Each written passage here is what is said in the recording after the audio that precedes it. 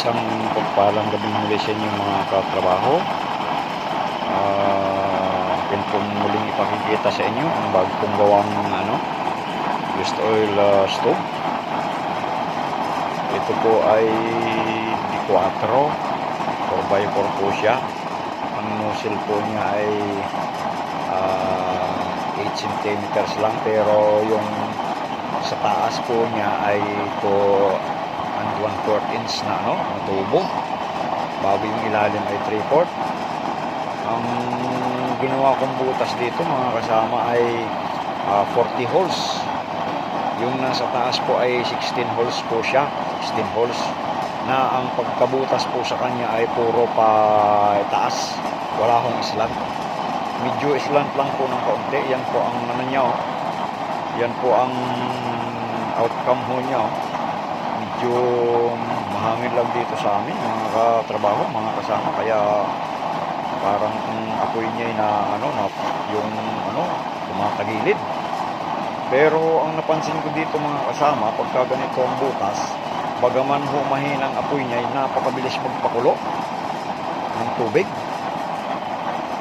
Napakabilis ho magpakulo kahit ho mahina. Yan ho ay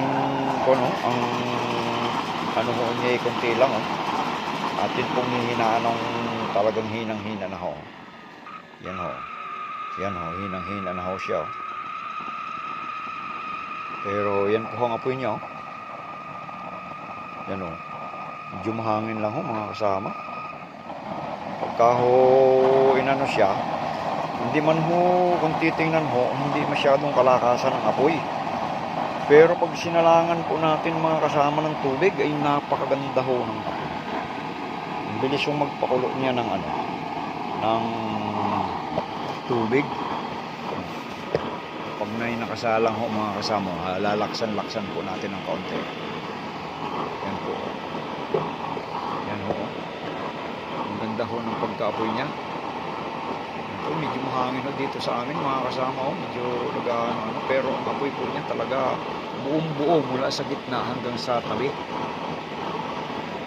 16 holes po siya. Yung fire enhancer sa ilalim ay 4 ho na didos lang. 2 mm ang butas, bago 4 na yung pabangga sa chamber, bago yung kasunod ay 4, bago po yung kasunod uli ay 8. 4 po muna bago 8 dito sa ulo, itong malaki na, bago di sa sensor sa taas. Bali 40 po siya. Kasama, ang ganda ho. Maganda ho palang maganda ang niya. Ang bilis yung magpakulo pala pagka ang butas po niya yung tuwid. Na mula ho sa gitna hanggang sa gilid, sa tabi, ay may butas po siya.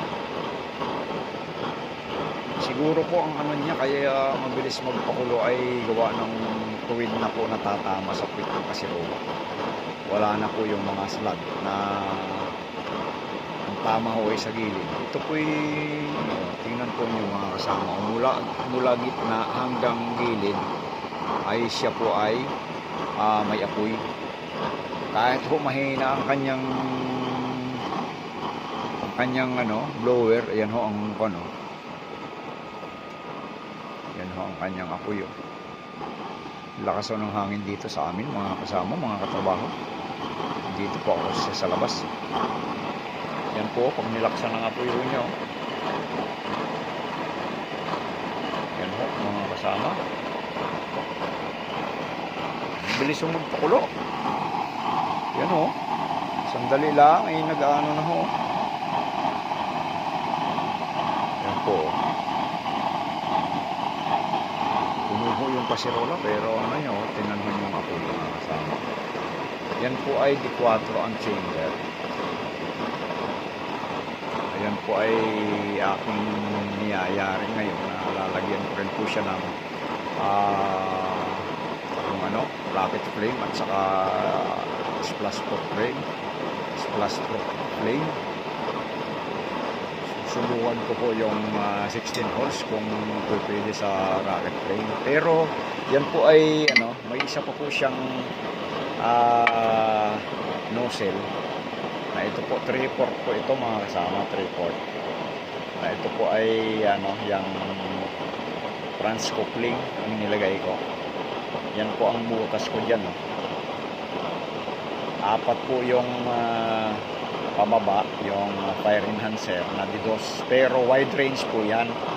Kaya kung titingnan ninyo parang malapad yung baba. Wide range po yan. Yan yung sinasabi kong wide range. Yan. Ito po ay DDoS. DDoS lang po yan. Ito DDoS na medyo slant pataas. Kunting-kunti lang ang pagkaslam. Bago ito po ay 1.5 apat. 1.5 din po apat.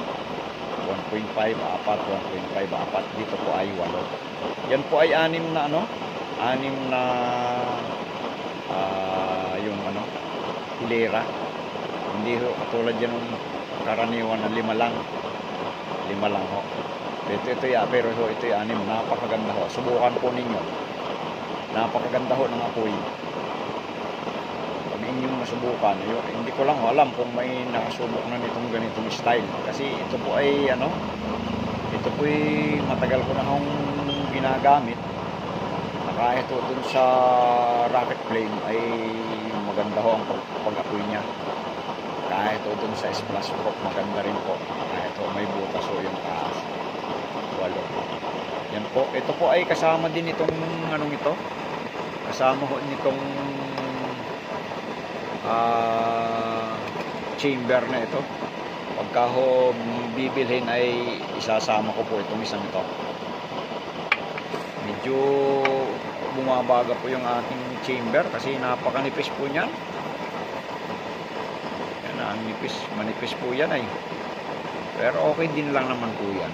Kasi pag yan bumabaga, nakakatulong din po yan sa pag-init nung flame niya. Kaya mga kasama, ito lang po. Sa susunod po, ipakikita ko po yung finished product po nito. Para inyong makita ho yung kung paano pabuuan. Kung inyo pong nagustuhan mga kasama, paki-subscribe po, hit ang notification bell, paki-like and share para sa susunod po na mga video ko ay kayo po ay updated. Pagpalain po tayo ng Panginoon mga kasama, mga katrabaho. Magandang gabi.